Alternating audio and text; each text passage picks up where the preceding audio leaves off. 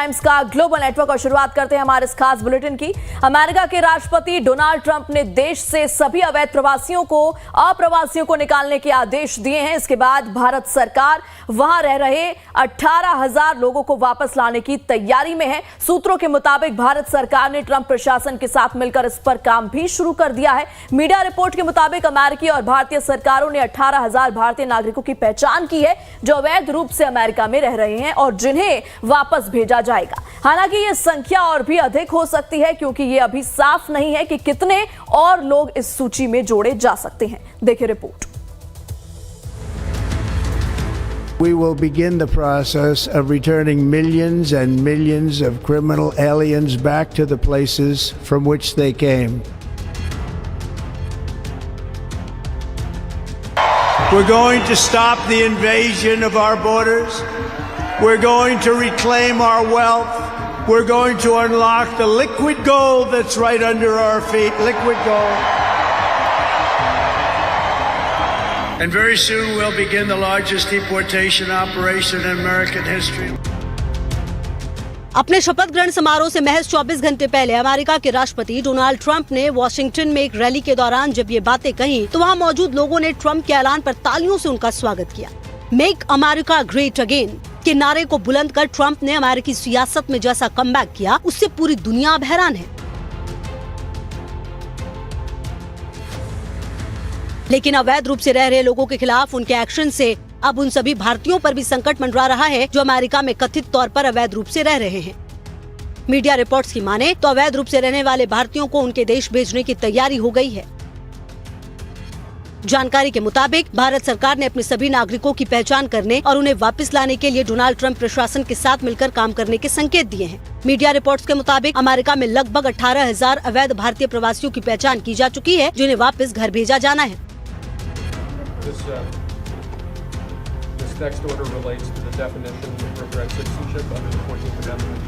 Donald Trump के शपथ ग्रहण के पहले ही दिन एग्जीक्यूटिव ऑर्डर पर हस्ताक्षर किए जिसने अमेरिका में अवैध रूप से रहने वाले नागरिकों की देश वापसी का आधार तैयार किया है। All illegal entry will immediately be halted and we will begin the process of returning millions and millions of criminal aliens back to the places from which they came. We will reinstate my Remain in Mexico policy. इस ऐलान के बाद साफ है कि America में अवैध रूप से रह रहे 18,000 भारतीयों की देश वापसी होगी। अमेरिकी वेबसाइट ब्लूमबर्ग की रिपोर्ट के मुताबिक इनके पास अमेरिका की नागरिकता नहीं है। वहाँ की नागरिकता हासिल करने के लिए सही कागज दस्तावेज भी नहीं है। अमेरिका में पिछले महीने अवैध प्रवासियों से डील करने वाली सरकारी संस्था ICE ने करीब 15 लाख लोगों की एक सूची बनाई थी जो अवैध रूप से अमेरिका में रह रहे हैं। इसमें 18,000 भारतीय भी शामिल हैं।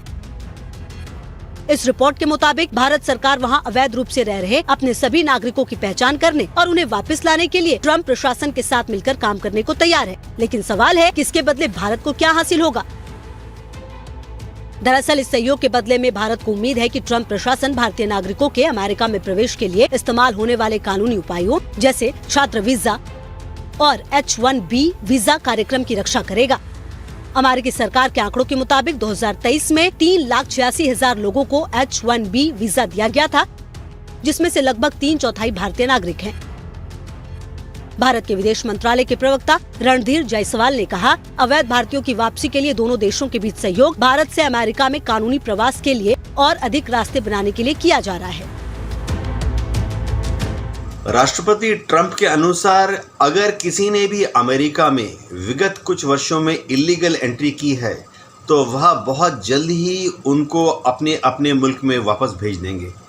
इस प्लान के तहत करीबन 1,800 भारतीयों को भी भारत वापस भेजा जा सकता है।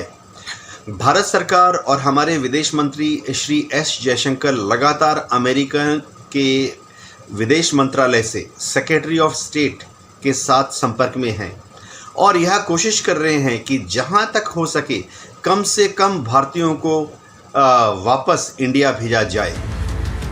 दरअसल भारत उम्मीद कर रहा है कि ट्रंप प्रशासन के साथ उसके रिश्ते इसमें काफी काम आ सकते हैं। खासकर प्रधानमंत्री नरेंद्र मोदी के साथ ट्रंप की केमिस्ट्री की वजह से छात्र वीजा और H1B वीजा से जुड़े लोगों पर कोई कार्रवाई नहीं की जाएगी। 2024 की प्यू रिसर्च रिपोर्ट के मुताबिक अमेरिका में 7,25,000 भारतीय अवैध तरीके से रह रहे हैं। इस बीच अमेरिकी कस्टम और बॉर्डर प्रोटेक्शन के आंकड़ों से पता चला देश में अवैध भारतीय प्रवासियों की संख्या लगातार बढ़ रही है। खासकर उत्तरी अमेरिकी सीमा पर इस मामले में काफी बढ़ोतरी देखी गई। प्यू रिसर्च सेंटर की 2022 की रिपोर्ट के मुताबिक 16 लाख भारतीय बच्चों को अमेरिका में जन्म लेने की वजह से नागरिकता मिली है। ट्रंप ने सोमवार को शपथ लेने के बाद अवैध प्रवासियों की एंट्री बैन करने के अलावा जन्मजात नागरिकता यानी बर्थ राइट सिटीजनशिप को भी खत्म करने को लेकर एग्जीक्यूटिव ऑर्डर जारी किया है। हालांकि ट्रंप के आदेश में कहा गया ये केवल उन लोगों पर लागू होता है जो इस आदेश की तारीख से 30 दिनों के बाद से अमेरिका में जन्मे हैं। इसका मतलब है अमेरिका में भारतीयों की आने वाली पीढ़ी इसके दायरे में होगी। अमेरिका में बहुत बड़ी तादाद में हर साल भारत के जो छात्र हैं वह स्टूडेंट वीज़ा लेके जाते हैं और स्टूडेंट वीज़ा के बाद वो उम्मीद करते हैं कि वहाँ पर 1, 2 या 3 साल के लिए उन्हें वर्क वीज़ा मिल जाएगा। ऐसे में अगर अमेरिका इन सब छात्रों को या इनमें से कुछ को वापस भारत भेज देता है या उनको पढ़ाई के उपरांत वर्क वीज़ा नहीं देता तो इन छात्रों के लिए बहुत बड़ा आर्थिक दबाव बन जाएगा। भारत उम्मीद कर रहा है कि ट्रंप प्रशासन के साथ उसके रिश्ते इसमें काफी काम आएंगे। क्या छात्र वीजा और H1B वीजा से जुड़े लोगों पर कार्रवाई रुक सकती है? अमेरिकी संविधान का 14वां संशोधन बच्चों को जन्मजात नागरिकता की गारंटी देता है। अमेरिका में ये कानून 150 साल से लागू है, लेकिन अब ट्रंप ने जन्मजात नागरिकता को खत्म करने का फैसला किया है। ट्रंप ने उन माता पिता के बच्चों को जन्मजात नागरिकता देने से इनकार करने का आदेश दिया जो अमेरिका में अवैध रूप से रह रहे हैं या फिर अस्थायी वीजा लेकर रह रहे हैं। ट्रंप के इस आदेश को लागू करने के लिए 30 दिन का समय दिया गया है। Bureau report, live times. Donald Trump के दोबारा अमेरिकी राष्ट्रपति बनने के बाद उनके लिए किए गए फैसले और ट्रंप के कई मामलों पर ऐलान से वैश्विक अर्थव्यवस्था और कूटनीतिक संबंधों पर गहरा प्रभाव देखने को मिल रहा है। ट्रंप की अमेरिका फर्स्ट नीति ने कई देशों के साथ अमेरिका के संबंधों को रातों रात बदल दिया है। ट्रंप के व्हाइट हाउस लौटने के बाद वॉशिंगटन में क्वाड के शीर्ष राजनयिकों की पहली बैठक हुई है। इस बैठक में अमेरिका, ऑस्ट्रेलिया, भारत और जापान ने एक साथ काम करने की प्रतिबद्धता जताई है। सवाल है कि क्या ये चीन की घेराबंदी की शुरुआत है? देखिए रिपोर्ट।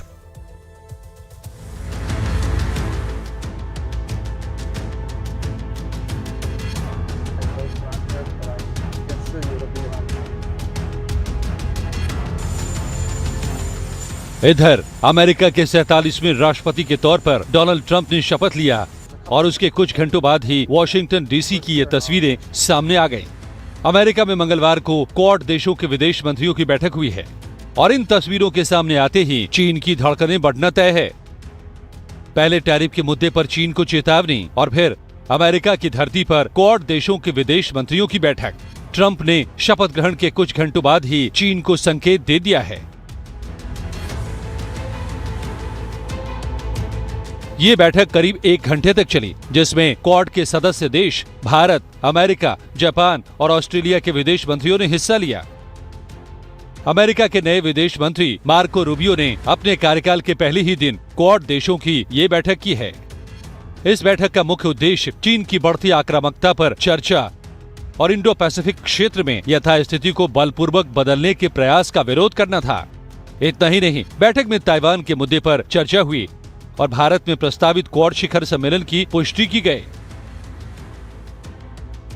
ट्रंप के दोबारा राष्ट्रपति बनने के बाद क्वाड देशों के शीर्ष राजनयिकों की ये पहली बैठक है। अमेरिका में डोनाल्ड ट्रंप की शपथ के बाद क्वाड देशों के विदेश मंत्रियों की ये पहली बैठक हुई है। इस बड़ी बैठक के जरिए क्वाड ने चीन को कड़ा संदेश दिया है। क्वाड देशों ने एक संयुक्त बयान में कहा है कि हम चारों देशों का ये दृढ़ विश्वास है कि समुद्री क्षेत्र सहित सभी क्षेत्रों में अंतर्राष्ट्रीय कानून, आर्थिक अवसर, शांति, स्थिरता और सुरक्षा इंडो पैसिफिक के लोगों के विकास और समृद्धि को दर्शाता है। हम किसी के एक तरफा कार्रवाई का भी दृढ़ता से विरोध करते हैं जो बलपूर्वक या जबरदस्ती यथास्थिति को बदलने का प्रयास करती है। इस बैठक में अमेरिका के विदेश मंत्री मार्को रूबियो ने ऑस्ट्रेलिया, भारत और जापान के साथ क्वाड मंत्री स्तरीय बैठक की। वॉशिंगटन में हुई इस बैठक में ऑस्ट्रेलियाई विदेश मंत्री की पेनी वोंग, भारत के डॉक्टर जयशंकर, जापान के विदेश मंत्री ताकेशी इवाया ने शिरकत की।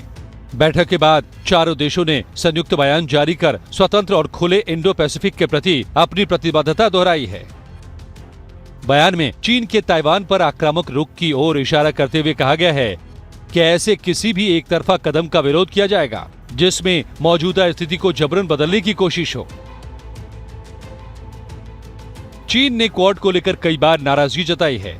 चीन का मानना है कि यह उसे घेरने की एक चाल है। क्वाड की शुरुआत जापान के पूर्व प्रधानमंत्री शिंजो आबे ने की थी। पूर्व अमेरिकी राष्ट्रपति जो बाइडेन ने इसे एक नेताओं के शिखर सम्मेलन में बदल दिया था। बाइडेन के कार्यकाल में क्वाड की कई बैठकें हुई।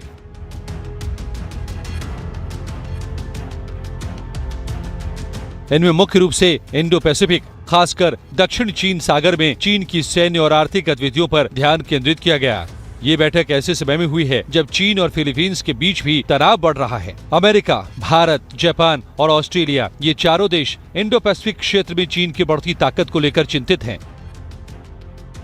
एक्सपर्ट्स का कहना है कि इस बैठक का मकसद ये संकेत देना था कि चीन को रोकना ट्रंप की सर्वोच्च प्राथमिकता है। क्वाड देशों के सारे मंत्रियों की बैठक अमेरिका में हुई। हमारे विदेश मंत्री श्री एस जयशंकर ने भी उसमें भाग लिया।